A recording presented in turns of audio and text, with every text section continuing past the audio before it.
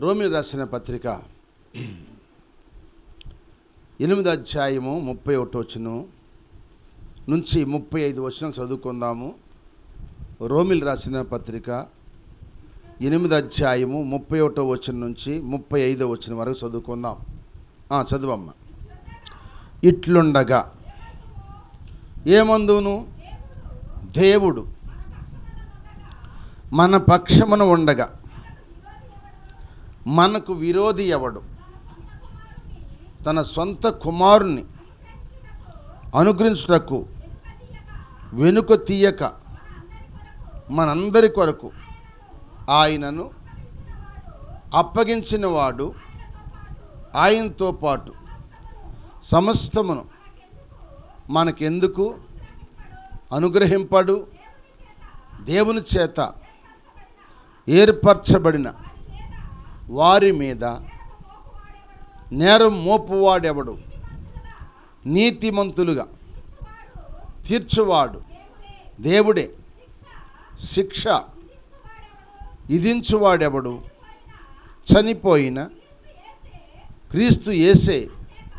అంతేకాదు, మృతుల్లో నుండి లేచిన వాడును, దేవుని కుడి పార్శ్వమున ఉన్నవాడును, మన కొరకు విజ్ఞాపన కూడా చేయువాడు ఆయనే.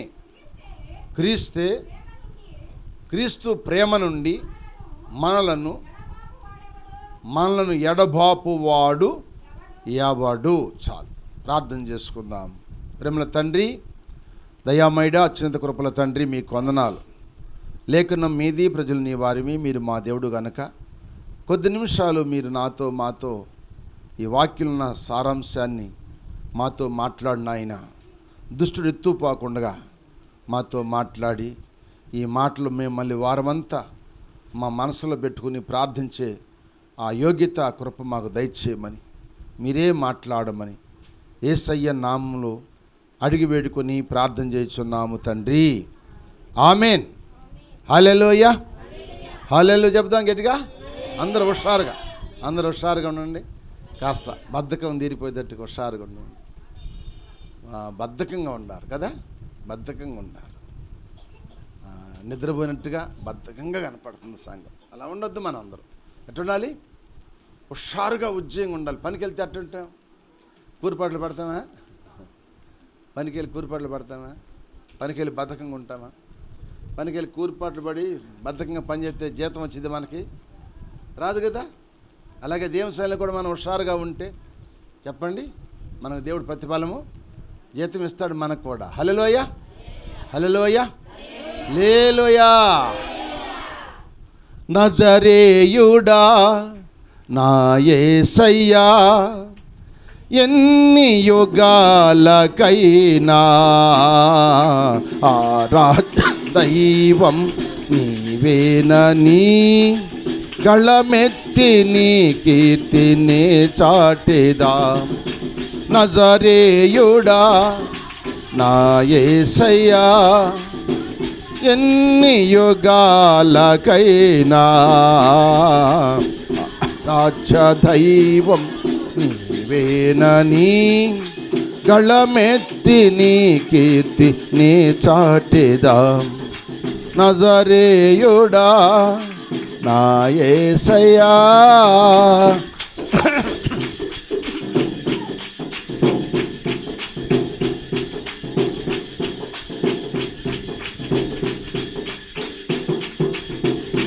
ఆకాశ గగనాలను నీ జానతో కొలిచితివి.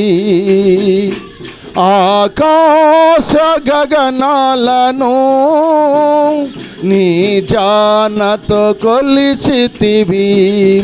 శూన్యములో ఈ భూమిని వ్రేలాడదీసిన నా యేసయ్యా, శూన్యములో ఈ భూమిని వ్రేలాడదీసిన నా యేసయ్యా, నీకే వందనం, నీకే వందనం నీకే, వందనం నీకే, వందనం నజరేయుడా నా యేసయ్యా.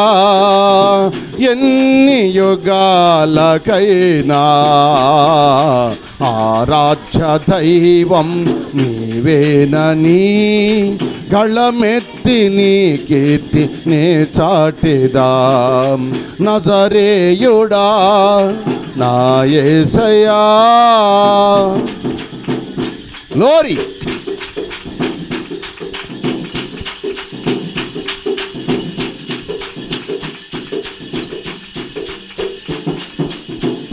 ఆగాధ సముద్రాలకు నీవే వెల్లలు వేసితివి. ఆగాధ సముద్రాలకు నీవే వెల్లలు వేసితివి. జలములలో పడినే వెళ్ళినా నన్నేమి చేయవు నా యేసయ్యా. జలములలో బడి నే వెళ్ళినా నన్నేమి చేయవు నా యేసయ్యా. నీకే వందనం, నీకే వందనం, నీకే వందనం, నీకే వందనం నజరేయుడా నా యేసయ్యా. ఎన్ని యుగాలకైనా ఆరాధ్య దైవం నీవేనని గళమెత్తి నీ కీర్తి నీ చాటిదా. నజరేయుడా నా యేసయ్యా. Glory, glory. Thank you Jesus.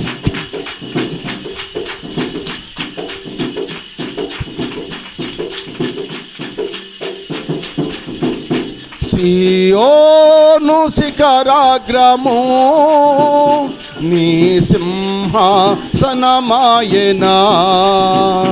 సియోను శిఖరాగ్రము నీ సింహాసనమాయెనా.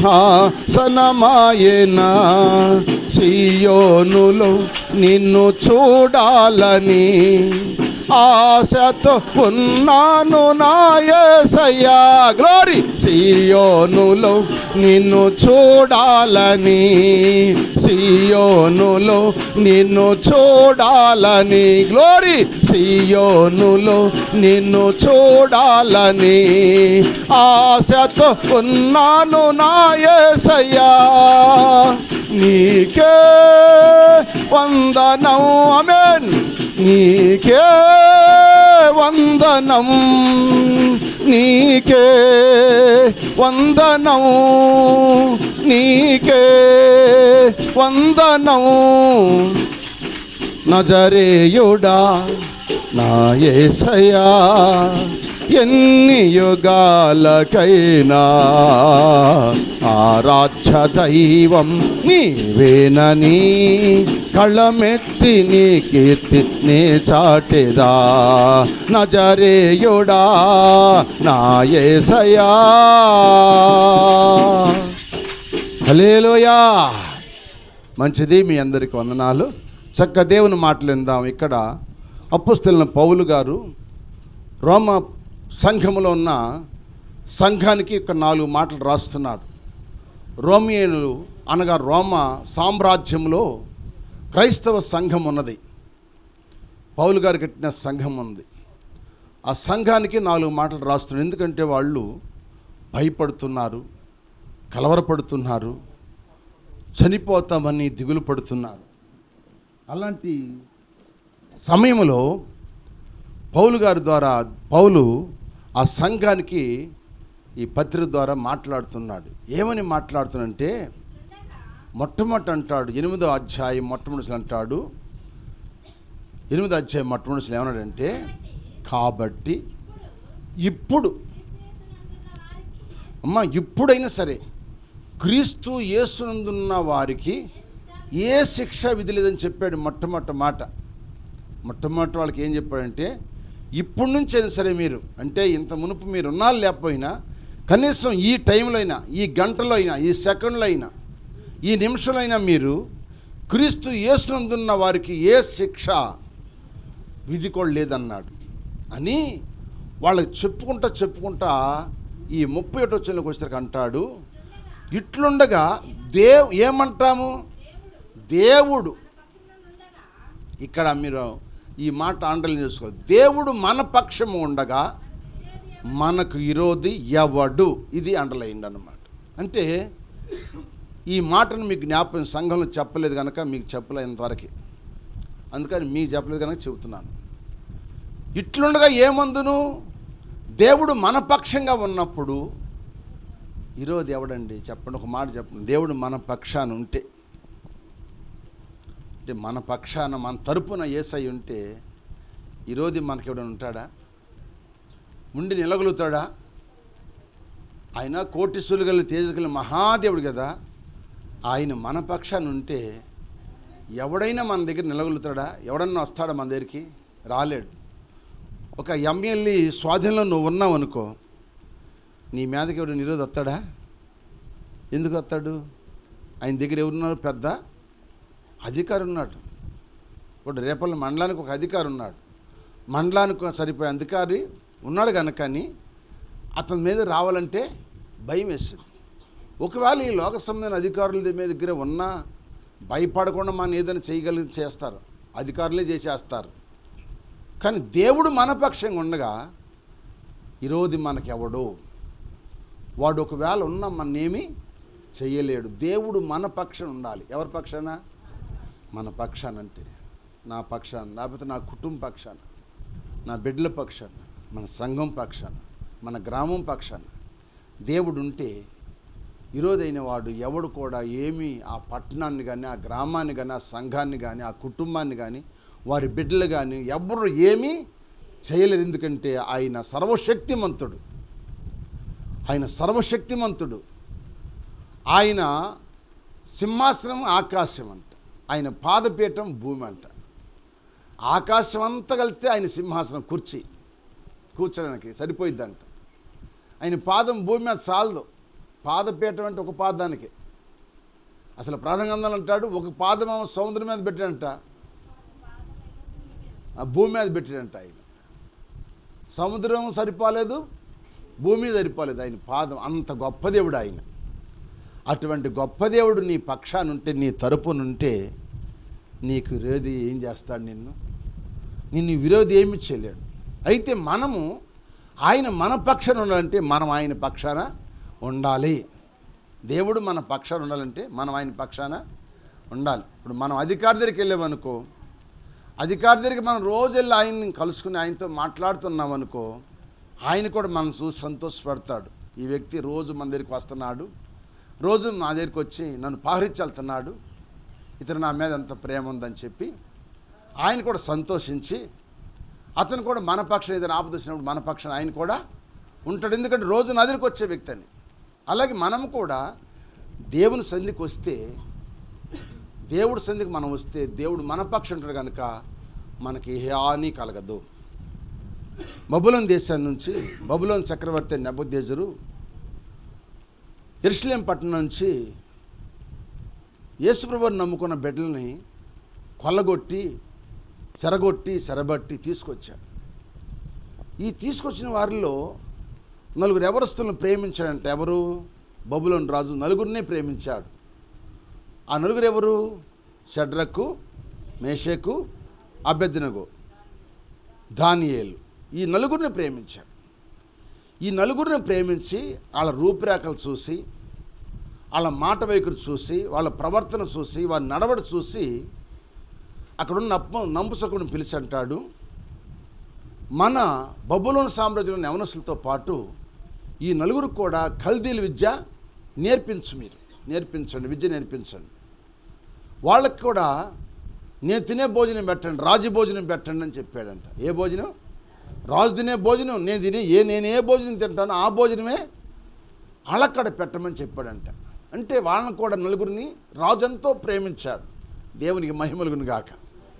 అప్పుడు ఆ రాజు ప్రేమించి రాజభోజనం పెట్టమన్నప్పుడు వీళ్ళు అనుకోవాలి, అబ్బో రాజుగారు మన మీద ఎంత ప్రేమ ఉందరా, ఎంత ప్రేమ ఉండి మనకు రాజభోజనం పెడుతున్నారు, మనం ఎటువంటి భోజనం మనం మన యెరూషలేములో కూడా తినలేదేమో, అటువంటి భోజనం పెడతారు అని ఆశపడేవాళ్ళు. కానీ ఆ నంపుసకులకి నలుగురు ఒక మాట చెప్పారు, అయ్యా నంపుసకులారా, రాజుగారు చెప్పిన మాట ప్రకారంగా మాకు రాజభోజనం పెట్టొద్దు. మరేం పెట్టాలి? మాకు కూరగాయల భోజనం పెట్టయ్యా. కూరగాయల భోజనం పెడితే నా ఉద్యోగం పోయిద్ది. ఆయన చెప్పిన పని నేను చేయాలి, కానీ మీరు చెప్పిన పని నేను చేయటం కాదు. రాజుగారు నాకేది చెప్పి అది చేయాలి. మీరు చెప్పిన పని నేను చేస్తే నా ఉద్యోగం పోతుంది. నేనా రాజుని వాళ్ళ నా మాట వింటా వాళ్ళ మాట వింటావని రాజు నా జీతం తీసేస్తాడు. నా ఉద్యోగం ఊడిపోతే నా కుటుంబ పరిస్థితి అడుక్కునే పరిస్థితి అయిపోయింది. నేను ఆ పని చేయనయ్యా అన్నాడు. అప్పుడు అంటారు ఈ నలుగురు బతిలాడారు, అయ్యా ఒక్క 10 రోజులు పెట్టు. ఎన్ని రోజులు? ఒక్క 10 రోజులు పెట్టు కూరగాయల భోజనం. 10 రోజులు మీ ఊరు యవనస్తులు పెట్టు, ఈ బబులోనులో ఉన్న యవనస్తులు పెట్టు, మాకు మాత్రం కూరగాయల భోజనం 10 రోజులు పెట్టు. వాళ్ళ మొక్కల కన్నా మా మొక్కలు తేటగా ఉండి మేము ఆరోగ్యంగా ఉంటే మాకు మా భోజనం పెట్టు, మేము చెప్పిన భోజనమే. మా మొక్కలు వికారంగాను చిక్కిపోయి ఉంటే రాజభోజనం పెట్టు అని అడిగారంట. ఇది మంచిదే, కరెక్టే, 10 రోజులు అయితే పెడతాలే అని చెప్పాడంట. 10 రోజులు పెట్టి చూస్తే ఇప్పుడు ఎట్టున్నారంట, వీళ్ళ మొక్కలు ప్రకాశిస్తున్నాయంట, తేటగా ఉన్నాయంట, ఆరోగ్యంగా ఉన్నారంట. ఆ తత్తిమాళ్ళ మొక్కలు ఎట్టున్నాయంట, రాజభోజనం తిన్న వాళ్ళ మొక్కలు వికారం కాదు, నిద్రపోతులుగా మొక్కలు ఉబ్బిపోయి బాగా బలిసిపోయి వికారం కాదు కానీ బద్ధకంగా ఉన్నారంట, బరువుగా ఉన్నారంట. వికారంగా అంటే చిక్కిపోయినట్టు అన్నమాట. చిక్కిపోయిన వాళ్ళు వికారం అంటారు. బలిసారంటే వీళ్ళు. ఇప్పుడు ఎవరి మొక్కలు బాగున్నాయి? అయ్యా మీయే బాగుండి, అయితే మీకు ఇదే భోజనం పెడతాలే, మీకు సరిపోయిందని చెప్పి అప్పుడు వెళ్ళారంట. దేవుని స్తోత్రం, హల్లెలూయా. కనుక అప్పుడు అటువంటి భోజనం తిని ఆయన కింద ఉన్న తర్వాత రాజుగారు ఒక సాటింపేశాడు. 60 మూరల ఎత్తు 6 మూరల పొడుగు కలిగిన బంగార ఒక ప్రతిమను చేయించి ఆ మైదానంలో పెట్టి ఏమంటున్నాడంటే, విచింపక వాద్యాన్ని వాంచేటప్పుడు కల్లా మీరందరూ వచ్చి నేను పెట్టిన ఆ ప్రతిమకు మీరు మొక్కాలి, సాగిలి పడాలని చెప్పారు. సాగిలి పడపోతే మిమ్మల్ని అగ్నిగుండంలో పడవేస్తామని జారీ చేశాడు. అందరూ మనకు తెలిసే. అయితే ఈ విషయాన్ని బట్టి వాళ్ళు మొక్కలేదు, సాగిలి పడలేదు, కానీ వారు మామూలుగానే యథాప్రకారంగా వాళ్ళ దేవుని ప్రార్థన చేసుకుంటున్నారు. ఈ సంగతి తెలుసుకుని రాజు చెప్పారంట, అయ్యా మీరు తీసుకొచ్చిన యెరూషలేము పట్టణంలో వచ్చిన యవనస్తులు వాళ్ళు మాత్రం మీరు నిలబెట్టిన ప్రతిమకు మొక్కట్లేదు, సాగిలి పడతలేదు, పూజించట్లేదు అని చెప్పారండి. అయితే పట్టురండి, వాళ్ళని పట్టుకొచ్చారన్న సైనికులు. ఏంటి షడ్రకు మేషకు అబ్దెనగోలారా, నేను చెప్పిన పని మీరు చేయట్లేదంట, నిజమేనా? నిజమైతే మరి ఇక్కడ అగ్నిగుండం ఉందని చెప్పాను కదా, అగ్నిలో పడేస్తారన్న సంగతి తెలవదా? తెలుసు. మరి ఎందుకని మీరు ఆ పని చేస్తున్నారు? రాజా ఇందు గురించి మాకు చింత ఏం లేదు, మా దేవుడు రక్షించగల సమర్థుడు. ఒకవేళ రక్షించకపోయినా నువ్వు నిలబెట్టిన ప్రతిమకు మేము మొక్కమన్నా. ఆ మాటకి ఏమొచ్చింది చెప్పండి రాజుగారికి? నా ఉప్పు పులుసు తిని నేను వాళ్ళ బానిసత్వం చేయనీయకుండా నేను కల్దీల విద్య నేర్పితే వీళ్ళకి జ్ఞానవంతులుగా చేస్తే వీళ్ళు నా మాటకు ఎదిరించారని చెప్పి కోపం వచ్చి ఉగ్రుడై ఆ మంట నీడంతలకు చేపించి దాంట్లో పడేస్తే, ఇప్పుడు పడేసిన వాళ్ళము విసిరేసిన వాళ్ళము 6 చచ్చిపోయారు. పడ్డవాళ్ళు మా 4 తిరుగుతున్నారంట. ఆ 3తో పాటు 4 అయినా తిరుగుతున్నారంట. ఎవరున్నారైనా 4 అయినా దేవుడు ఉన్నాడు. అందుకే వారి పక్షాన ఉన్నాడు కనుక వారికి విరోధి ఎవడు? అది చూసిన నెబ్బుదేజురు కళ్ళు ఆశ్చర్యపోయి మన 3 వేసే 4 తిరుగుతున్నారు, 4 అయినాక మెరుస్తున్నాడు, దగ్గదగా ఉన్నాడు, ఏంటని చెప్పి ఆలోచించి వాళ్ళని కేకేశాడంట పైకి రమ్మని. ఓ షడ్రకు మేషకు అబ్దెనగోలారా, మీ దేవుడే పూజార్హుడు అని చెప్పి ఆయన కూడా దేవుని కనపరిచాడంట. దేవునికి మహిమలుగును గాక. అంటే దేవుడు మన పక్షం ఉంటే అగ్గిల్ లాంటి శ్రమలున్నా అవి మననేమి చేయవు, అది గుర్తుపెట్టుకోండి. ఆనాడు వాళ్ళని అగ్గిల్లో పడేశారు, కానీ ఈనాడు మనకు అగ్గిల్ లాంటి శ్రమలు ఉన్నవి. ఏ శ్రమలు ఉన్నాయి? అగ్గిల్ లాంటి శ్రమలు ఉన్నాయి. అగ్గిల్ లాంటి కాల్చే శ్రమలు. కాల్చేసే అంటే కాలిపోతే చచ్చిపోతాం కదా. కొన్ని శ్రమలు కూడా అట్టా ఉంటాయి. అప్పులు చచ్చిపోయాడు కొంతమంది, రోగాలు చచ్చిపోయాడు కొంతమంది, మానసిక ఒత్తిడి చచ్చిపోయాడు కొంతమంది, ఎంతోమంది ఐక్యత లేక చచ్చిపోయాడు కొంతమంది, కోపము చచ్చిపోయాడు కొంతమంది, ఎంతోమంది మానసికంగా చచ్చిపోయాడు చాలామంది ఉన్నారు. ఈ క్రైస్తవ జీవితంలో దేవుని వాక్యాన్ని మనం జ్ఞాపం చేసుకుని అగ్గిల్ లాంటి శ్రమలు మనకు వచ్చిన ఆ షడ్రకు మేషకు అబ్దుగులు మనం జ్ఞాపం చేసుకుంటే చాలు, మన సజ్జులుగా బతుకుతాం గాక. వాళ్ళు జ్ఞాపం చేస్తున్నారు, అగ్గిల్ లాంటి శ్రమలకు భయపడలేదు. చచ్చిపోతాం, చచ్చిపోతే అక్కడ ఉంటాం, బతికితే ఇక్కడ సాక్షిగా ఉంటాం. దేవుని మహిమ వస్తుంది. మహిమ తెచ్చుకున్న ఆయనే, ఘనత తెచ్చుకున్న ఆయనని చెప్పి ఆయన మీద ఆధారపడ్డారు కనుక దేవుడు వారిని ఆశీర్వదించాడు. నీవు నేను కూడా దేవుని మీద ఆధారపడి అగ్గిల్ లాంటి శ్రమలు మనకు వచ్చిన మనం వెనకం చేయకూడదు. అందుకే యేసన్న గారు రాసిన పాటలో ఆ పాట మనం వచ్చిన పాడుకుందాం.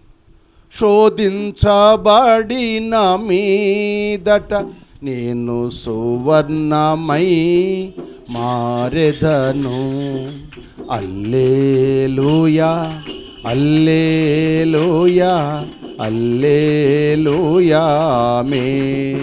నేను వెళ్ళే మార్గము నా యేసుకే తెలియును. నా మీదట నేను సువర్ణమై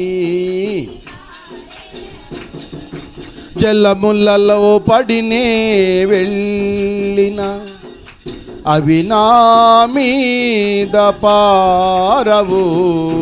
జలములలో పడినే వెళ్ళిన అవి నా మీద పారవు. అగ్నిలో నేను నడచిన జ్వాలలు నన్ను కాల్చజాలవు. అగ్నిలో నేను నడచి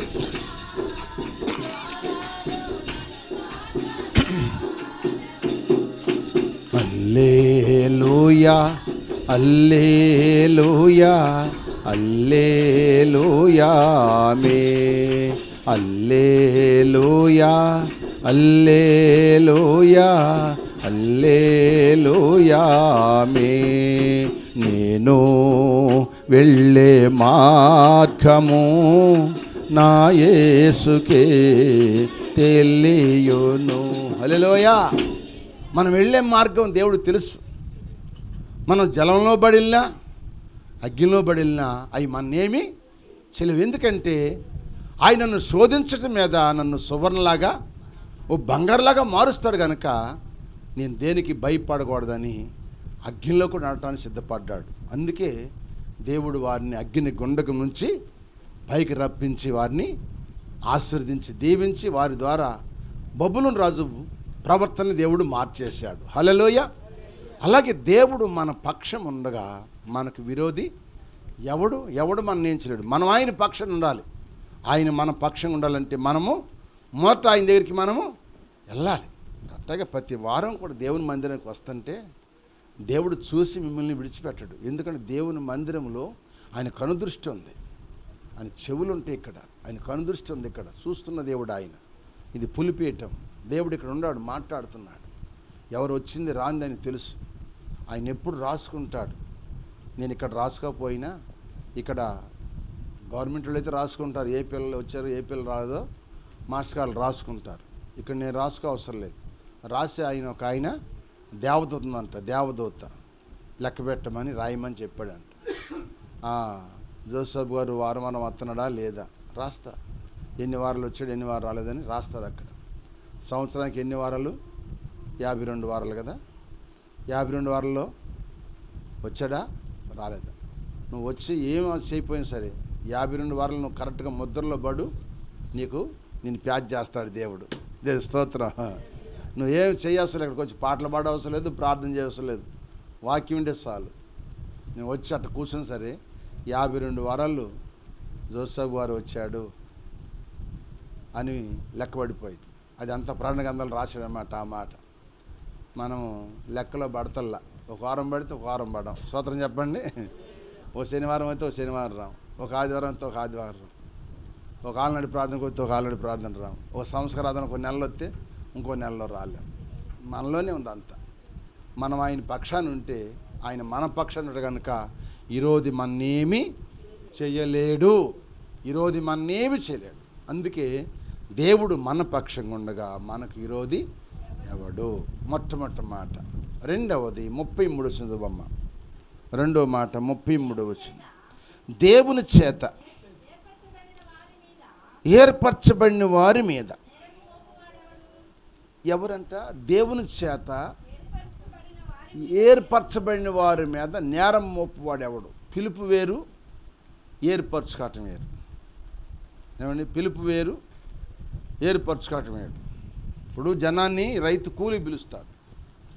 కూలి పిలిస్తే ఆడికి అనేక మంది వచ్చారు, అనేక మంది వస్తారు. వస్తే ఆయన చూస్తాడు, ఏళ్ళలో పనిచేసేది ఎవరా, పిల్లలు ఎవరా, పెద్దోళ్ళు ఎవరా, ముసలోళ్ళు ఎవరా, హుషారుగా ఉన్నది ఎవరు అని పరీక్షించి ఏం చేశాడు ఆయన? వాళ్ళ ఏర్పాటు చేసుకున్న అబ్బాయి మీ 10 మంది రండి అంటాడు. అంటాడా అనడా? అందరు రమ్మంటాడా? అన్నాడు. 10 మందిని చూస్తాడు కదా, బలంగా ఉన్న వాళ్ళని, ఎత్తుగా ఉన్న వాళ్ళని, కాస్త అందంగా ఉన్న వాళ్ళని, పనిచేసే వాళ్ళని చూసి తీసుకెళ్తాడు. మిగిలిన వాళ్ళని వదిలిపెట్టేస్తాడు. ఇప్పుడు అంతేగా పూర్వదినాల్లో చిన్నపిల్లలను కూడా తీసుకెళ్ళి పెద్దవాళ్ళతో పాటు కూలిచ్చేవాళ్ళు. ఇప్పుడు పూర్వదినాల్లో నాట్లు నేర్పడానికి, కోతలు కోయటం నేర్పడానికి చిన్నపిల్లల్ని తీసుకెళ్ళేవాళ్ళు ఆ రోజుల్లో. ఆ కూలి వాళ్ళకు కూడా ఇప్పించేవాళ్ళు, కూలి. ఆ రోజుల్లో స్వార్థం లేదు కనుక కూలి ఇచ్చేవాళ్ళు రైతులు కూడా. ఈ తీసుకెళ్ళి కూడా పిల్లలను కూడా వేసుకుని వెళ్ళి కోత కోసి నాటేసి నేర్పి వాళ్ళకి, వాళ్ళు నేర్పటం, వాళ్ళ కూలి వాళ్ళకే ఈటి. మళ్ళీ మేస్త్రులు కూడా అట్టగా ఇచ్చేవాళ్ళు, అప్పుడు చేసేవాళ్ళు. ఇప్పుడు అట్ట కాదుగా. ఇప్పుడు ఎవరు నేర్పుతున్నాడు? ఎవరు నాటు నేర్పుతున్నారు, ఎవరు కోత నేర్పుతున్నారు ఇప్పుడు పిల్లలకి? ఇప్పుడు ఎవరు నాట్లు వేసేవాళ్ళు, కోతలు వేసేవాళ్ళు లేరు. అందుకే అన్ని మిషన్లు వచ్చేసినాయి కదా, ఎదనాట్లు అయ్యి వేస్తున్నాయి. మామూలు నాట్లకి ఇప్పుడున్న ఆరితేరున్న వెనకాల వాళ్ళు ఉన్నారు చూడు, పెద్దోళ్ళు, వాళ్ళు వేస్తున్నారు ఇప్పుడు ఆ నాట్లు. అల్లోయ కుర్రోళ్ళు ఎవరు ఇట్లా నాట్లు కేజీలు తీసుకెళ్తే కేజీ ఇస్తారు నాటు. అదిగో అది నేర్పలేదుగా. పూర్వకాలం నేర్పారు, ఇప్పుడు నేర్పట్లేదుగా. అదన్నమాట. కనుక ఇక్కడ దేవుని చేత ఏర్పరచబడినవారు అంటే ప్రత్యేకించబడినవారు. స్వతం చెప్పండి. ఈ ప్రత్యేకించబడి వారి మీద అంటే నేరం మోపువాడు ఎవడు అంటాడు. అందరి మీద నేరం మోపితే ఓకే అంటాడు దేవుడు. కానీ ఏర్పరచబడి వారి మీద నేరం మోపితే దేవుడు ఊరుకుంటాడా? ఏర్పరచబడి వారి మీద నేరం మోపేవాడు ఒకడు ఉన్నాడు. ఎవడాడు? అపవాది. స్తోత్రం చెప్పండి. వాడు నేరలు మోపుతాడు మన మీద. ఎలా మోపుతాడో మీకు జ్ఞాపకం చేస్తాను. ప్రకటన గ్రంథం 12వ అధ్యాయం 10వ వచనం చదవండి. ప్రకటన గ్రంథం 12వ అధ్యాయం 10వ వచనం. గొప్ప స్వరం పరలోకమందు ఇలాగూ చెప్పుట విన్నాను. రాత్రి మగళ్ళు మన దేవుని ఎదుట మన సహోదరుల మీద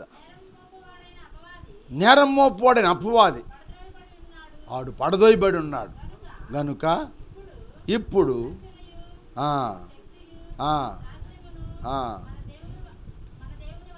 అది సార్. అంటే ఇప్పుడు వీడు ఎక్కడి నుంచి పడదోయబడ్డాడు? పరలోకం నుంచి పడదోయబడ్డాడు. వీడెవడంట? రాత్రి పగలు ఎవరి మీద అంట? ఆయన ఏర్పరచుకున్న బిడ్డల మీద నేరం మోపుతుంటాడంట. దేవుని స్తోత్రం. హల్లెలూయా. నేరం మోపేవాళ్ళు లేడంటావా? నువ్వెంత మంచిగా బతుకు, నీ మీద ఒక నేరం చూపిస్తారు. నీ మీద నేరం అంటే తప్పు, నేరం అంటే ఏంటి? తప్పు అని చూపిస్తారన్నమాట. నువ్వెంత మంచిగా బతుకు, నువ్వెంతగా పవిత్రంగా బతికినా నీ మీద నేరం మాత్రం తప్పక మోపుతారు. ఎంతో మంచిగా బతికాడు ఏ భయ్య మీద ఎప్పుడైతే శ్రమలు వచ్చినాయో, ఎప్పుడైతే ఆయన ఆస్తి అంతా పోయిందో, ఎప్పుడైతే ఆయన బిడ్డలంతా చచ్చిపోయారో, ఎప్పుడైతే ఆయనకి ఒళ్ళంతా దేహం అంతా కురుపులతో నిండిపోయిందో, అతని మీద నేరం మోపటం ప్రజలు బయలుదేరారు. ఇప్పుడు లోకస్తులు నేరం మోపారు. ఏమండి? సొంత స్నేహితులు నేరం మోపారు. కట్టుకున్న భార్య కూడా నేరం మోపి సావు అంది. అంటే ఇన్ని నేరాలు మోపారండి. కారణం ఏంది? ఎందుకు మోపారండి నేరాలు? ఈయన చేశాడు, మనకందరూ బాగా కనపడు, కానీ ఇతను దేవుని దగ్గర ఏదో పాపం. ఇంత శిక్ష ఎక్కడ మనం చూడలేదు. ఇంత శిక్ష ఎవరికి వేయలేదు. ఒక రోజులోనే ఒకే ఒక్క రోజులోనే 10 మంది బిడ్డలు చచ్చిపోయారు. ఆయనకున్న ఆస్తులు అంతస్తులను కూడా ఎగిరిపోని అన్ని స్వాధీనం చేస్తున్నారు. ఏమి లేవు ఒక్క రోజులో. ఇంత దారుణమా? ఈయన మొత్తాన్ని తప్పు చేసిన నేరము సాతాను అందరిలో నేరం మోపింది. అయినా ఏబయ్య మాత్రం బాధపడలేదంట. దేవుని స్తోత్రం, హల్లెలూయా. ఏబయ్యకు ఒక నిరీక్షణ ఉంది. ఎందుకంటే తన మనస్సాక్షి తెలుసు, నేను తప్పు చేస్తున్నానా నేను మంచి చేస్తానని తన మనస్సాక్షి తెలుసు కనుక ఎవరు ఎన్ని నేరాలు మోపినా కూడా అన్నిటికీ మౌనంగా ఉండి దేవుని కలిగే జీవించాడు. అందుకే ఆయన అన్ని ఇచ్చింది ఆయనే, అన్ని తీసుకుంది ఆయనే, ఆయనకే స్తుతి మహిమ కలుగును గాక అన్నాడు. కానీ ఇంకేరే మాట అనలేదు, స్నేహితులను అనలేదు, ఎవరిని అనలేదు. అందుకే ఏబయ్య మీద నేరం మోపినట్టుగా ఈనాడు మన మీద కూడా అంత భక్తుడి మీద నేరం మోపినప్పుడు మన మీద ఇంత నేరం మోపదు అమ్మా? మోపిద్దా మోపదా? మన మీద నేరాలు లేవా? నువ్వు ఏకుజాం లేకపోతే నేరమే, సాయంత్రం పడుకోవద్దప్పుడు చేసుకోకపోయిన నేరమే, బైబిల్ చదవపోయిన నేరమే, పాట పాడపోయిన నేరమే, ప్రార్థన చేయకపోయిన నేరమే. ఒక వ్యక్తి ఏదైనా మాట అంటే తిరిగి మాట్లాడకుండా మాట్లాడేవంటే నేరమే. ఏదైనా నేరమే. నేరం మోపేవాడు ఉన్నాడు. ఆ నేరం మోపేవాడు ఎప్పుడు కూడా అందరం మన మీద చూస్తూ ఉంటాడు నేరాలు మోపాలని. కానీ ఆయన మనం ఏర్పరచుకున్న కనుక వాడు ఎన్ని నేరాలు మోపినా ఏర్పరచుకున్న బిడ్డల మీద వాడి నేరాలు ఏమి మన మీద పని చేయవు. స్తోత్రం చెప్పండి. వాడి శిక్ష మన మీద రాకుండా, నేరం మన మీద రాకుండా దేవుడు మనం తప్పించును గాక. అందుకే చూడండి 54వ అధ్యాయము యెషయా గ్రంథము 54వ అధ్యాయం 17 వచనం చూడండి. 17వ వచనం 54:17. అమ్మా, నీకు విరోధంగా రూపింపబడిన ఏ ఆయుధము వర్ధిల్లదంట. ఎవరికి? నీకు విరోధంగా ఎవడైతే ఒక ఆయుధం నిలబడిద్దో అది వర్ధిల్లదంట. నీకు విరోధంగా ఏ వ్యక్తి నిలబడ్డా వాడు వర్ధిల్లడు. నీకు విరోధం కంటే నీ మంచితనాన్ని బట్టి, నీ ప్రవర్తన బట్టి, నీ దగ్గర తిని పెరిగిన వాడు నిన్ను ఏదో ఒక చిన్న తప్పు వచ్చిందనో లేకపోతే ఒక బలహీనత వచ్చిందనో నీ మీద ఎవరైనా నిందేసినప్పుడు, నేరం మోపినప్పుడు నువ్వు బాధపడమాక. నీకు విరోధంగా అతను నిలిచిన ఆ విరోధంగా నిలిచిన వాడు ఆయుధం మన మీద వర్ధిల్లదని వాక్యం చలవిస్తుంది. హల్లెలూయా. వర్ధిల్లదంట. వాళ్ళు ఏస్తారంట 15 వచనం చదవండి. 15 వచనం నుండి అక్కడ చక్కని మాట. జనులు గుంపులు కూడినను వారు నా వలన కూడరు. నీకు విరోధంగా గుంపుగూడు వారు మళ్ళీ అయిపోతారు, నీ పక్షానికి వస్తారంట వాళ్ళు. దేవుని స్తోత్రం చెప్పండి. అంటే ఒకప్పుడు నీ మీద విరోధంగా నిలబడ్డ వాళ్ళు వర్ధిల్లరు కనుక వాళ్ళు ఇప్పుడు వేస్తారంట మళ్ళీ తిరిగి నీ యొద్దకే వస్తారంట వాళ్ళు. ఎందుకు తీసుకొస్తాడు దేవుడు? నువ్వు దేవుని చేత ఏర్పరచబడి ఉంటే, నువ్వు దేవుని కలిగి ఉంటే, నీ మీద ఎవడు నేరం మోపినా ఆ నేరం మళ్ళీ తిరిగి ఆడకెళ్ళిద్ది. ఇప్పుడు బంతి తీసుకుని గోడ కొట్టు, ఆ గోడ కొట్టావనుకో, గోడ కొడితే బంతి నీ దగ్గరికి వచ్చిద్దా? మళ్ళీ మన మొఖానికి వచ్చింది. అంటే నువ్వు వేసే నేరం గోడ మీద వేస్తున్నావు, అది తిరిగి నీ మీదకే వచ్చింది అన్నమాట.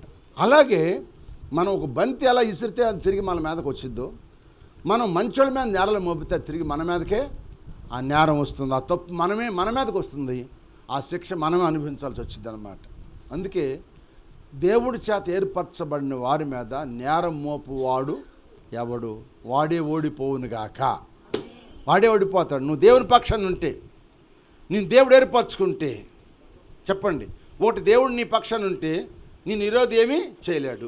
రెండో దేవుడిని నేర్పరచుకుంటే నీ మీద నేరాలు, నిందలు, అబద్ధాలు, మోసాలు చేసేవాళ్ళందరూ కూడా తొలగిపోతారు. మళ్ళీ తిరిగి వచ్చి నీ కాళ్ళ కాడికి వచ్చి దండం పెడతారు. ఏబు దండం పెట్టలేదా? ఏబు దగ్గరికి ఏడ్చారంట, బంగారం ఎత్తుకొచ్చి ఇచ్చి ఏడ్చారంట. అయ్యా, మేమేదో పొరపాటున అన్నాము, నీలో ఇంత భక్తి ఇంత శక్తి ఉందని మాకు తెలియదయ్యా, మేమేదో పొరపాటును మాట్లాడామని చెప్పి మళ్ళీ వచ్చి పాదాల మీద పడ్డారంట. ప్రజలందరూ కూడా, స్నేహితులు కూడా వచ్చి పడ్డారంట. దేవుని స్తోత్రం. హల్లెలూయా, హల్లెలూయా. కనుక ప్రభునందు ప్రేమిందులరా, మనం ఆయన ఏర్పరచుకున్న బిడ్డలం, ఆయన ఏర్పాట్లు ఉన్నాం కనుక ఎవడు నేరాలు మోపినా నేరాలు తిరిగి మళ్ళీ ఆళ్ళ మీదకే ఎల్లునుగాక. ఆ విధంగా నువ్వు జీవించు, తప్పక నీ మీదకి వచ్చే నెరలన్నీ తిరిగి వాళ్ళ మీదకి వెళ్తాయి, వాళ్ళ మీదకి వెళ్ళిపోతాయని నేను వాక్యం ద్వారా మీకు చెబుతున్నాను. హల్లెలూయ. మీరేమనుకోమాకండి, మీరేమనమాకండి, నన్ను దేవుడు ఏర్పరచుకున్నాను ఒక మాట అనుకో, అంతే.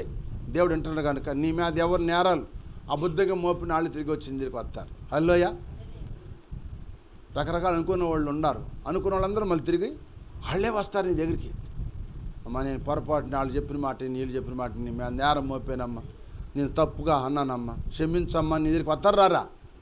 వస్తే దేవుడు చేస్తాడు, అందుకు గుర్తుపెట్టుకో. అందుకని ప్రియమైన దేవుని బిడ్డలారా, దేవుడు ఏర్పరచుకున్న వారి మీద నేరం మోపు వాడు ఎవడంటే సాతాను లాంటివాడు. వాడు ఏమవుతున్నాడు, తిరిగి మన నీ వద్దకే వచ్చి నీ పాదాల దగ్గరికి వచ్చి సాగిలి పడేటట్టుగా దేవుడు చేయనుగాక. మూడో మాట 34 వచ్చి చదవమ్మా. అమ్మా, శిక్ష విధించువాడెవడు? నీకు శిక్ష విధించేవాడెవడు అంటే నువ్వు ఆయన పక్షాన ఉన్నావు, ఆయన నేర్పరచుకున్నావు కనుక ఇప్పుడు మూడో మాటలో నీకు శిక్ష విధించేవాడెవడు? నీకు కఠినమైన శిక్షించేవాడు ఎవడున్నాడు? ఎవడూ లేడు. ఎందుకంటే నీ శిక్ష యేసయ్య భరించాడు. ఎవరు భరించాడు? నీ శిక్ష యేసయ్య భరించాడు. చూడండి 53వ అధ్యాయం యెషయా గ్రంథం 53వ అధ్యాయం 5వ వచనం చదవమ్మ. యెషయా గ్రంథము 53వ అధ్యాయం 5వ వచనం. అతడు గాయపరచబడెను, మన దోషములన్నిటినీ నలగొట్టబడెను. ఏ శిక్ష అంట?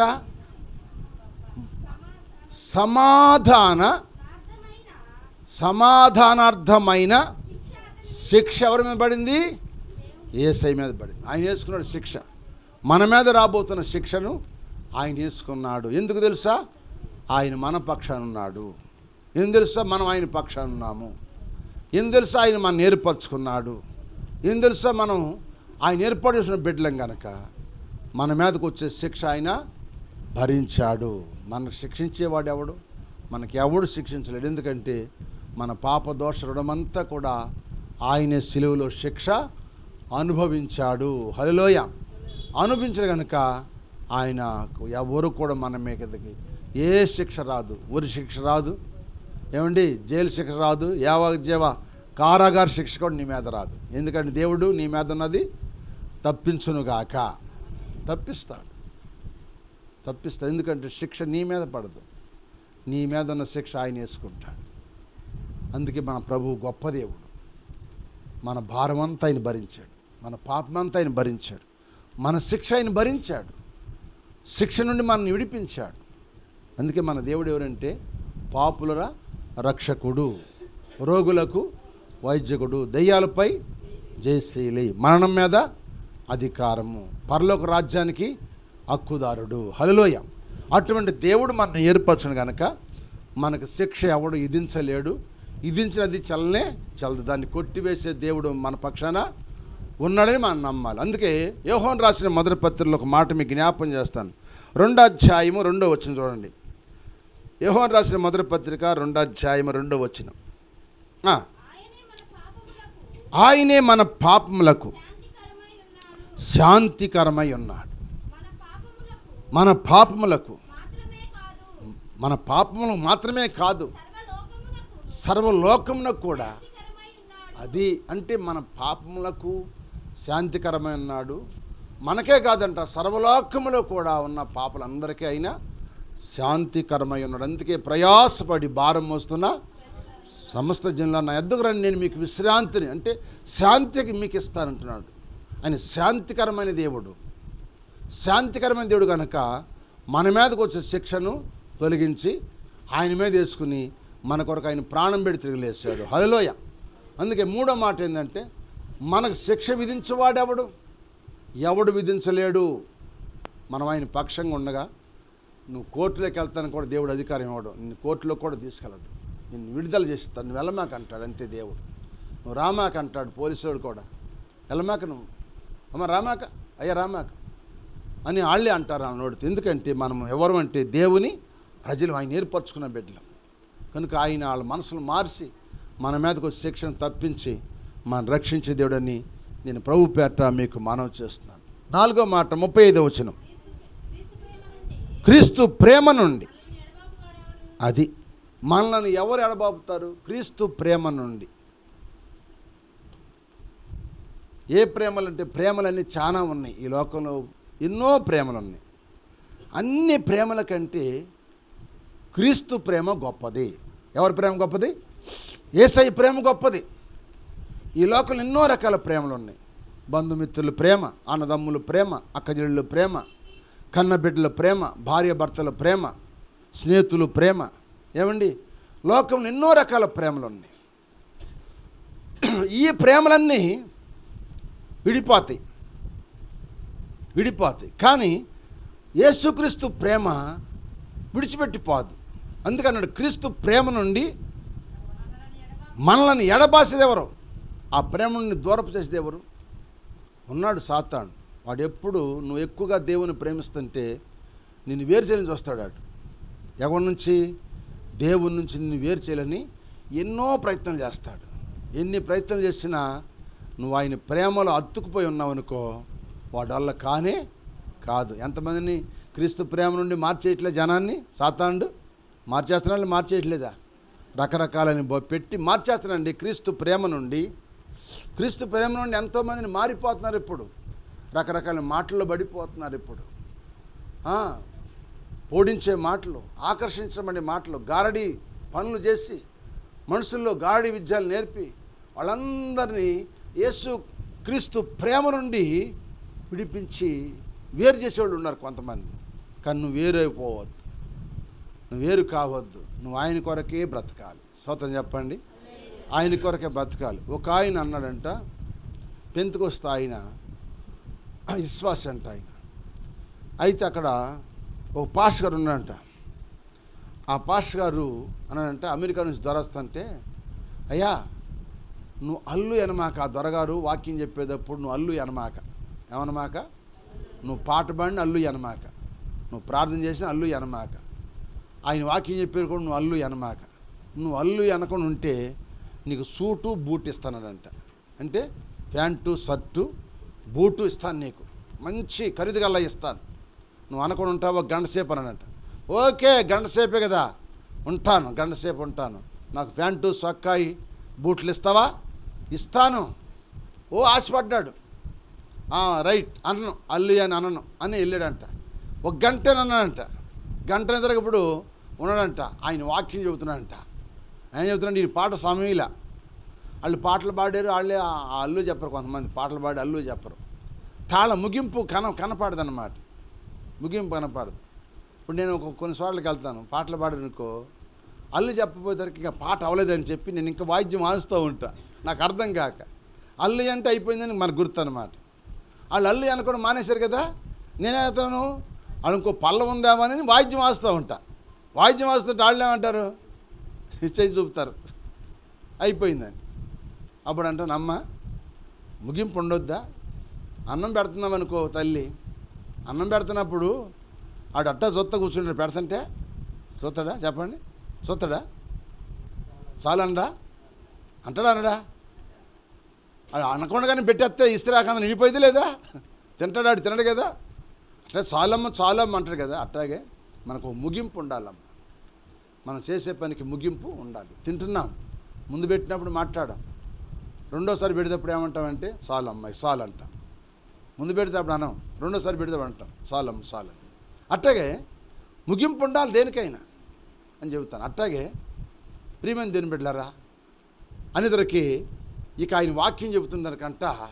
ఆ వాక్యం ఏంటంటేనంట, ఆయనకి ఉప్పు ఒళ్ళు పొంగిపోతుందంట. పొంగిపోయి అల్లు ఎత్తుందంట. అల్లు ఎత్తని ధరకి అమ్మో అల్లు అంటే సూటు బూటు అన్నీ పోతాయి అని అనుకుంటున్నాడంట. లాన బిగబట్టుకుని ఇక బిగబట్టలేకపోతున్నాడు. ఎందుకంటే పరిశుద్ధాత్మ దేవుడు గద్దిస్తున్నాడు. అక్కడ వాక్యం వింటున్నాడు కదా, ఆ వాక్యం ద్వారా దేవుడు మాట్లాడుతున్నాడు, పరిశుద్ధాత్మ దేవుడు మాట్లాడుతున్నాడు. ఆ పరిశుద్ధాత్మ దేవుడు మాట్లాడే మాటలు విని ఇక అన్నాడంట, నీ సూటు బూట్లు నాకు వద్దు, దేవుని స్తోత్రాలు అన్నాడంట. అంటే గద్దిచ్చేసింది ఆత్మ. క్రీస్తు ప్రేమ నుండి వేరు చేసేది ఎవడు? నువ్వు ప్రేమలు అతుక్కుపోతే, నాటుకుపోతే, ఎవరేం చెప్తున్నా వెళ్ళినా కూడా మన మనసు అక్కడ నిలవదు. నిలవనీయుడు దేవుడు. స్తోత్రం చెప్పండి. అందుకే అన్నాడు ఇప్పుడు ఆయన, నీ సూటు వద్దు, బూటు వద్దు, దేవునికి స్తోత్రం, హల్లెలూయా అని చెప్పి వచ్చేసాడంటికి. హల్లెలూయా. ప్రియమైన దేవుని బిడ్డలారా, అవి వద్దన్నాడు, వచ్చేసాడు. అది గమనించిన ఆ సేవకుడు, వాడు నిజమైన గొప్పవాడు, వాడు నిజమైన విశ్వాసి. ఆయన పరిశుద్ధాత్మ ఉన్నవాడు కనుక వాడికి ఇచ్చే సూటు బూటు అన్నాడట. దేవుని స్తోత్రం, హల్లెలూయా. ఎందుకన్నాడు? అతను ఏముంది? సత్యం ఉంది. దాన్ని ఆపుకోలేపాడు అంతే. సత్యాన్ని బాగుపెట్టుకోలేపాడు, వదిలిపెట్టేశాడు అంతే. నాకు అవసరం లేదు, ఈ లోక జీవితం నాకు అవసరం లేదు అనుకున్నాడు, వదిలేసేసాడు కనుక అటువంటి వాడు దేవుడికి కావాలి. అదే ప్రేమ. క్రీస్తు ప్రేమ నుండి నిన్ను వేరు చేసేది ఎవడు? వేరు చేసేవాళ్ళు లేడు. ఈ లోక ప్రేమలు ఎన్ని ఉన్నా ఎడబాబుతాయి, ఈ లోక ప్రేమలన్నీ ఎడబాబుతాయి. హల్లెలూయా. ప్రేమ, యేసుని ప్రేమ, ఇది ఎవ్వరు కొలువలేనిది, నిజము దీనిని నమ్ము, అది ధర అందించలేనిది, ఎన్నాడెన్నడు మారనిది, నా యేసుని దివ్య ప్రేమ, ఎన్నాడెన్నడు వీడనిది, నా యేసుని దివ్య ప్రేమ. ప్రేమ, యేసుని ప్రేమ, అది ఎవ్వరు కొలువలేనిది. భార్యాభర్తల ప్రేమ, వికసించిన ప్రేమ పుష్పము, భార్యాభర్తల ప్రేమ, వికసించిన ప్రేమ పుష్పము, వాడిపోవు రాలును త్వరలో, మోడులా మిగిలిపోవును, వాడిపోవు రాలును త్వరలో, మూడులా మిగిలిపోవును, ఎన్నాడెన్నడు మారనిది, నా యేసుని దివ్య ప్రేమ, ఎన్నాడెన్నడు వీడనిది, నా యేసుని నిత్య ప్రేమ. ప్రేమ, యేసుని ప్రేమ, అది ఎవ్వరు కొలువలేనిది.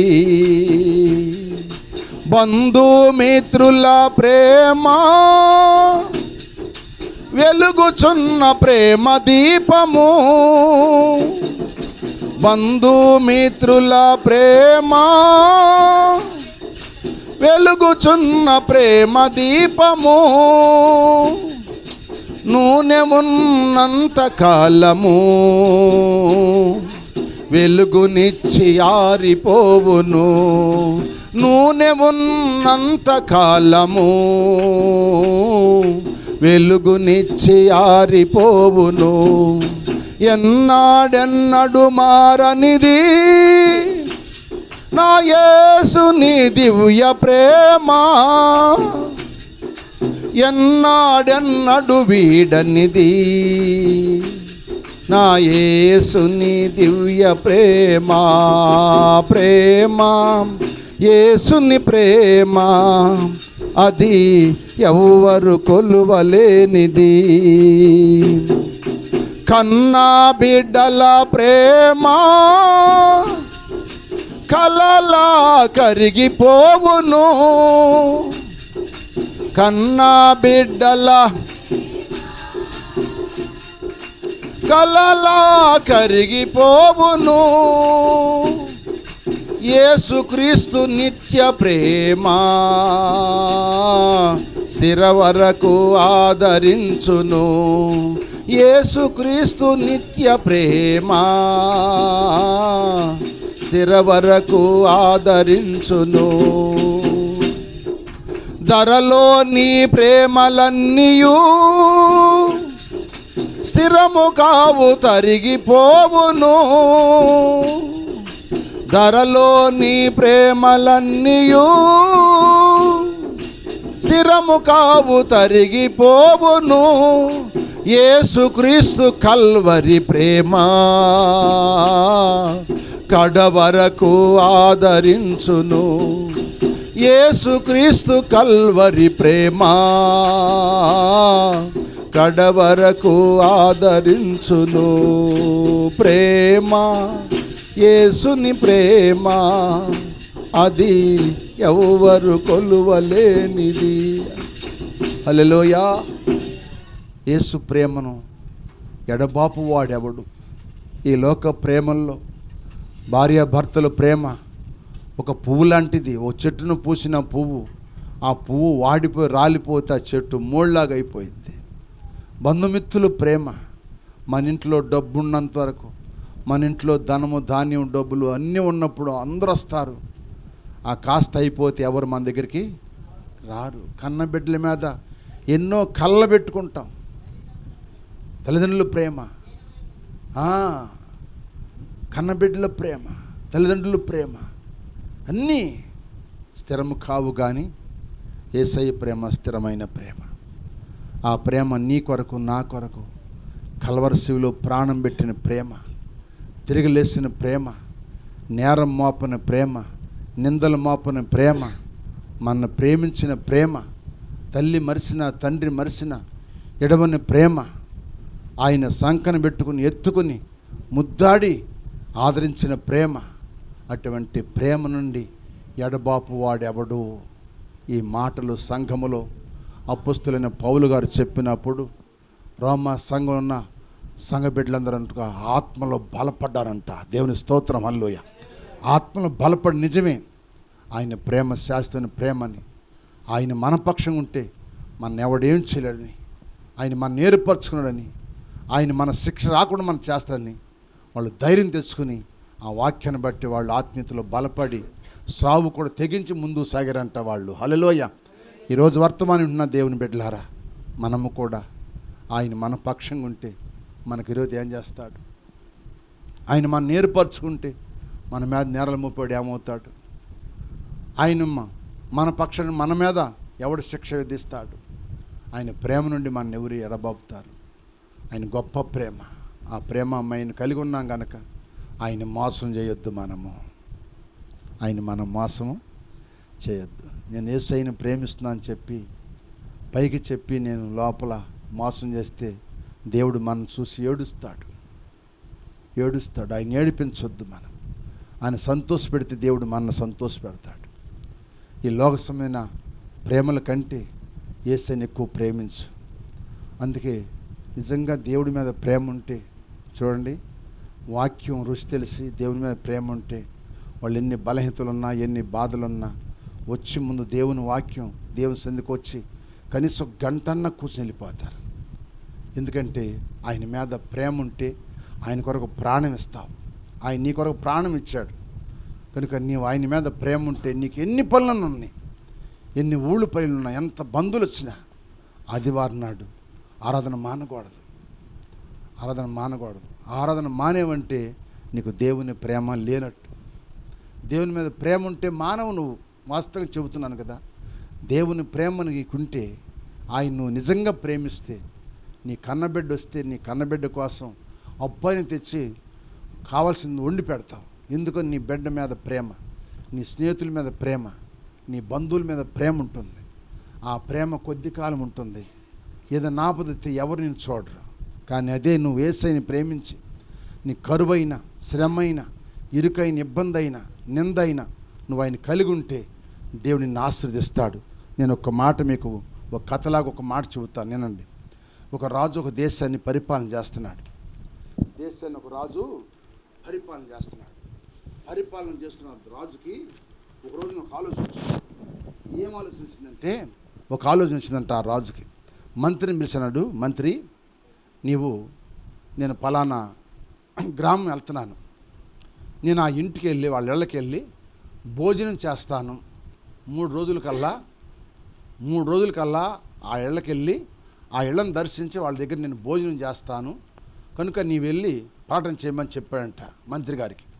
ఆ మంత్రి గారు ఆ డప్పు అంచేవాడిని పిలిచి, రే రాజుగారు ఈ గ్రామానికి వస్తున్నాడంట, ఈ 18వ వార్డుకి వస్తున్నాడంట, రాజుగారు వస్తున్నాడంట, ఆయన వచ్చి ఆయనకి ఇష్టమైన ఇంట్లో భోజనం చేస్తాడంట కనుక నువ్వు సాటింపేరు అన్నాడంట. ఆ డప్పు వాంచోడు వెళ్ళి సాటింపేశాడు, రాజుగారు ఈ రాత్రి నుంచి మీ వద్దకు రాబోతున్నాడు, ఆయన ఇష్టమైన ఇంట్లో భోజనం చేస్తానంట, మీరు సిద్ధపడండి అని కేకలేస్తా డప్పు కొట్టాడు.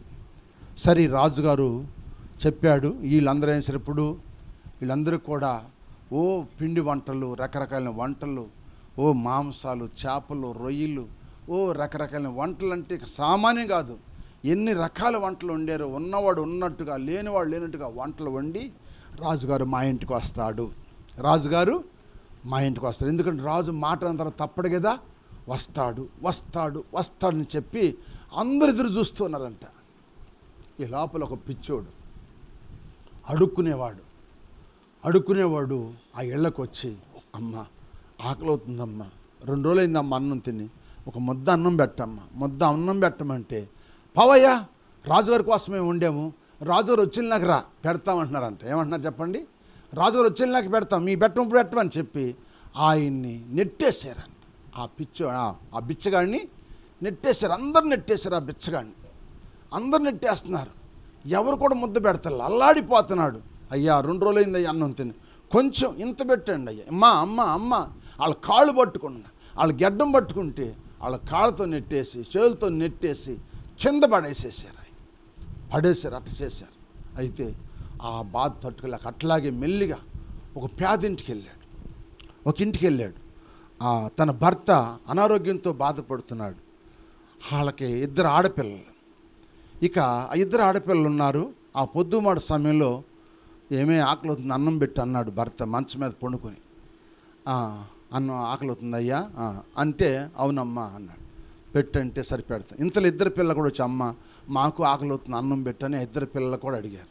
సరేనమ్మా అందరూ పెడతానమ్మా అని చెప్పి ఇంట్లోకి వెళ్ళి ఆ కుండలో చూస్తే అంత అన్నమే ఉంది. ఎంత అన్నం?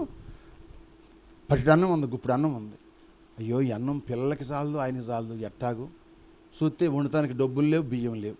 ఏం చేస్తే ఆ గప్పుడు అన్నమే, ఆ గుప్పుడు అన్నమే పళ్ళని పెట్టి ఆ పచ్చడేసి మంచిలు చెంబు తీసుకుని వచ్చి కలిపి ఆ ముగ్గురికి 3 ముద్దలు పెడదాం అనుకుంటున్న టైంలో వచ్చి, అమ్మా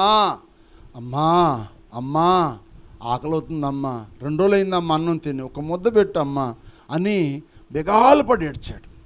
అది చూడంగానే ఆ మనసు కరిగిపోయి ఆ పిల్లలు చెప్పింది, అమ్మ ఎవరు తాతయ్య వచ్చాడు ముసలాయన, అల్లాడిపోతున్నా, అన్నం లేదంటే 2 రోజులు మట్టి మనం రేపు పొద్దున్న తిందాంలేమ్మా, ఈ రాత్రి పండుకుందాం మంచిలు తాగి రేపు పొద్దున్న వండి పెడతాను అని చెప్పి ఆ అన్నం తీసుకొచ్చి రోగిష్టిగా ఉన్న భర్తకి పెట్టకుండా, బెడ్లో పెట్టకుండా ఎత్తుకొచ్చి అన్నం ఇస్తే ఆయన గబా గబా గబా గబా గబా తినేస్తాడు. అయ్యి తాతయ్య మెల్లిగా తిని తాతయ్య అని చెప్పి తినేశాడు. మంచిలు తాగేసాడు, మంచిలు ఇచ్చి తాగేసాడు, మూతి తుడుచుకున్నాడు. అమ్మ దేవుడు నేను దీవించనుగా కన్నాడు. వెళ్ళిపోయిన తర్వాత వీళ్ళందరూ రాజు కోసం చూస్తున్నారు కదా, రాలని చూస్తున్నారు. ఇప్పుడు రాజుగారు మంత్రిని పిలిచాడు. మంత్రి ఆ గ్రామానికి వెళ్ళి అందరినీ రమ్మన్నా అని చెప్పు. రాజుగారు పరిచయం చేసుకోవాలన్నాడు, అందరిని రమ్మని చెప్పాడు. అప్పుడు మంత్రి గారు మళ్ళీ డప్పుని పిలిచి డప్పేసి అందరినీ రాజుగారు రమ్మని చెప్పమన్నాడు. అందరు ఎవరు ఇంటికాడ ఉండకూడదు, అందరు రావాలి అన్నాడు. పేద బిక్కి అందరు సహా రావాలన్నారు. అందరం చూశాడు, అందరు గుర్తుపెట్టుకున్నాడు. ఇప్పుడు అందరు గుర్తుపెట్టుకుని ఆ పేదింటి ఆమె ఆ 2 పిల్లల్ని తీసుకుని, భర్త రోగిష్ఠుని తీసుకుని భుజం మీద చేసుకుని తీసుకొచ్చింది కదా, వాళ్ళని చూసి అంటాడు, నేను మీ ఇళ్ళకు వచ్చాను, మీరు నాకు భోజనం పెట్టారా? మీరు ఎప్పుడు వచ్చారో పెట్టలేదని.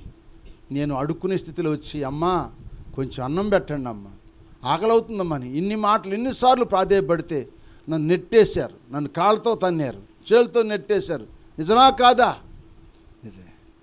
ఆ రాజుని నేనే. మీకు కలిగిన దాంట్లో కనీసం అన్ని మెతుకులు పెట్టలేకపోయారు. ఆ పిల్లలకి భర్తకు కూడా ఇన్ని మెతుకులు ఉంటే వాళ్ళకి పెట్టబోయే టైంలో వెళ్ళి కేకేస్తే వాళ్ళకి ఆపి నాకు పెట్టింది, ఈ కుటుంబానికి నా రాజ్యంలో సగం ఇస్తున్నానని చెప్పాడు. దేని స్తోత్రం, హల్లెలూయా. ప్రేమ చూడండి. ఒక పూట కూడి మానుకుందాం, ఒక వ్యక్తి పెడదామంటే ఆ వ్యక్తి పెట్టమంటే ఆయన అన్నాడు, అమ్మా నువ్వు ధనిరాలివి, నీ భర్త నీ బిడ్డలు నా రాజ్యం సగం నీకు ఇస్తున్నాను, నీ ఇష్టంగా మీరు శుభ్రంగా, అదిగో నేను ఇస్తున్నాను, పక్క ఇచ్చేస్తున్నాను, హాయిగా బతకండి, నువ్వు నీ బిడ్డలు బతకమని చెప్పి వాళ్ళని దీవించాడు. దేవుని స్తోత్రం. హల్లెలూయా. అంటే ప్రేమలో ఉన్న మర్మాన్ని చెబుతున్నాను. పెట్టే మనస్సు ఉండాలి, ప్రేమ ఉండాలి. అడుక్కునోడు పెట్టాడు కనుక. అందుకే మత్తయి సువార్త 25వ అధ్యాయములో 35వ వచనం 40వ వచనం అంటాడు, నేను ఆకలి కొన్నాను, మీరు నాకు ఆహారము పెట్టలేదు. నేను దప్పి కొన్నాను, మీరు నాకు దాహం ఇవ్వలేదు. నేను రోగినై ఉన్నాను, నన్ను చూడటానికి రాలేదు. నేను దిగంబరై ఉంటాను, నాకు బట్టలు అంటే అక్కడ 2 పాయింట్లు చెబుతున్నాడు. అంటే కుడి పక్కన గొర్రెలు ఉన్నాయి, ఎడమ పక్కన మేకలు ఉన్నాయి. వీటిని ఆశ్రదించాడు, వీటిని శపించాడు. వీళ్ళు మర్మాన్ని చెబుతున్నాడు ఇక్కడ. నేను ఆకలి కొన్నప్పుడు మీరు నాకు అన్నం పెట్టలేదు, నేను దిగంబరగా ఉంటే మీరు బట్టలు ఇవ్వలేదు. అయ్యా నువ్వెప్పుడు వచ్చావయ్యా, నువ్వెప్పుడు వచ్చావని వాళ్ళు అడిగితే, కలుపుడుకు మీరు చేస్తే నాకు చేసినట్టే మీరు చేయలేదన్నాడు. దేవుని స్తోత్రం. హల్లెలూయా. దేవుడు ఏ విధంగా వస్తాడు నేను పరీక్షిస్తానికి? దేవుడు ఏ విధంగా ఇస్తాడు? నీ ప్రేమ చూపాలి. నువ్వన్నీ మానుకుని దేవుని ప్రేమించిన మందిరానికి రా. నిన్ను చూసిన దేవుడు నిన్ను ఆస్వాదించక మాంతాడా? నీ కరువులోను, నీ కష్టాల్లో, నీ వ్యాధుల్లో, నీ బాధల్లో అన్నిటిలో కూడా వదిలిపెట్టి, బంధుమిత్రులను కూడా వదిలిపెట్టి, అన్ని వదిలిపెట్టి నా మందిరానికి వస్తుంది నా బిడ్డ అని చూసిన దేవుడు వదిలిపెడతాడా? నిన్ను మందిరంలో పచ్చని ఒలీవ చెట్టులాగా ఆశీర్వదించునుగాక. నీ ప్రేమ ఇక్కడ చూపించాలి. అందుకే క్రీస్తు ప్రేమ నుండి ఎడబాపు వాడెవడు? ఎవరు ఎడబాపుతారు? నిజంగా ప్రేమిస్తున్నావా? నువ్వు నిజంగా ప్రేమిస్తే నీ ప్రేమకు జీవమున్నది. నీ ప్రేమను బట్టి దేవుడు నిన్ను ఆశీర్వదిస్తాడు. నీకు అవసరమైనప్పుడు ప్రేమిస్తున్నావు, నీ అవసరం లేనప్పుడు వదిలేస్తున్నావు. నీ బంధువులను ప్రేమిస్తున్నావు, నీ రక్త సంబంధులను ప్రేమిస్తున్నావు, నీ ఆహారం ప్రేమిస్తున్నావు, నీ చుట్టాలను ప్రేమిస్తున్నావు, ఊరత్తాన్ని ప్రేమిస్తున్నావు, రకరకాల వస్త్రాలను ప్రేమిస్తున్నావు. కానీ దేవుని ప్రేమిస్తున్నావా? దేవుని ప్రేమిస్తే నువ్వెంత ప్రేమిస్తున్నా నువ్వు అక్కడే ఉంటావు. హల్లెలూయా. దేవుని విడిచిపెట్టిపోవు. అప్పుడు నీ ప్రేమను బట్టి దేవుడు నిన్ను ఆశీర్వదించునుగాక. నీ కష్టాలు తీర్చేది ఆయనే, నిన్ను ధనవంతులు చేసేది ఆయనే. ఏమండి, నిన్ను సింహాసనం ఎక్కించేది ఆయనే, నీకు ఏది కావాలించేది ఆయనే. దీనులను దరిద్రులను పెంట కుప్పల నుంచి లేవనెత్తి పైన సింహాసనం మీద కూర్చుండబెట్టువాడు ఆయన అన్న సాక్ష్యం ఇస్తుంది. హల్లెలూయా. సాక్ష్యం ఇస్తుంది. అందుకే నువ్వు ఆయన ప్రేమిస్తున్నావా? ఈరోజు అడుగుతున్నాడు పునరుద్ధాన కాలంలో దేవుడు. ఆయన అంటున్నాడు, దేవుడు మన పక్షంగా ఉన్నప్పుడు మనకి ఈరోజు ఎవడు? ఆయన ఏర్పరచుకున్న వారి మీద నేరం మోపేవాడు ఎవడు? నీకు శిక్ష విధించేవాడెవడు?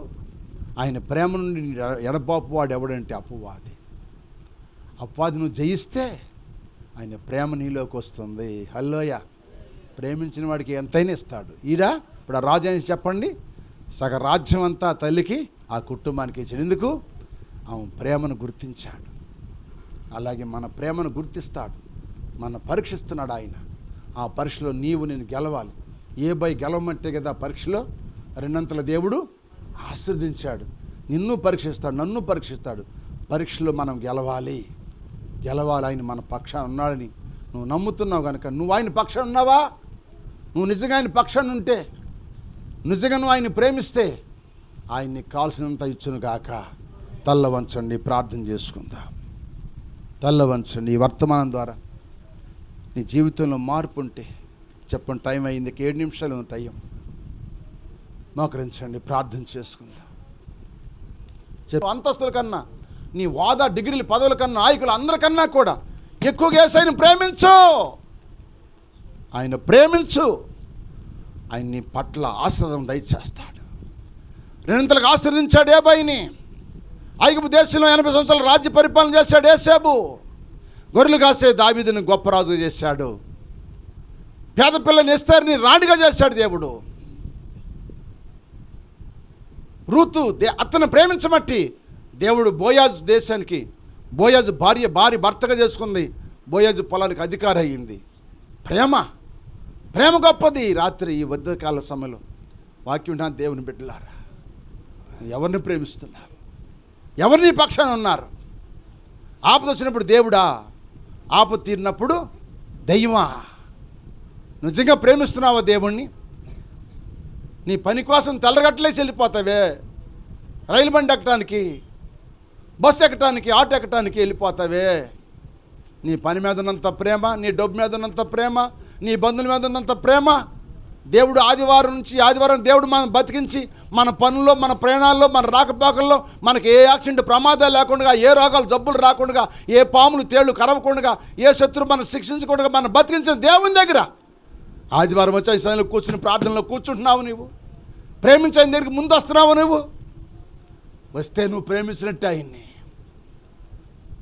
ప్రేమిస్తున్నావా? నిజంగా నువ్వు ప్రేమిస్తున్నావా? ఏదో నామకార్థంగా, తాత్కాలికంగా వెళ్దాంలే వస్తున్నావు కానీ నిజంగా భయముతో వస్తున్నావా? నిజంగా భక్తికి వెళ్ళి వస్తున్నావా? నువ్వు వస్తే నువ్వు దీవించబడతావు, వస్తే నువ్వు ఆశ్రయించబడతావు, వస్తే నీ దేవుడు రుణంతగా ఆశ్రదిస్తాడు. నిన్ను ఇక్కడ దూషించిన వారు, దేశించిన వారు, నీ మీద నేరాల మోపులందరూ నీ పాదాలకు వచ్చి సాగిలిపడి నీకు నమస్కారం చేసేటట్టు దేవుడు చేస్తాడు. ఆయనకు అసాధ్యం అంటూ ఏది లేదు, ఆయన సమస్తం సాధ్యం. ప్రార్థన చేసుకుంది అందరూ తలలో ఉంచి మోకరించి ప్రార్థన లేఖించండి.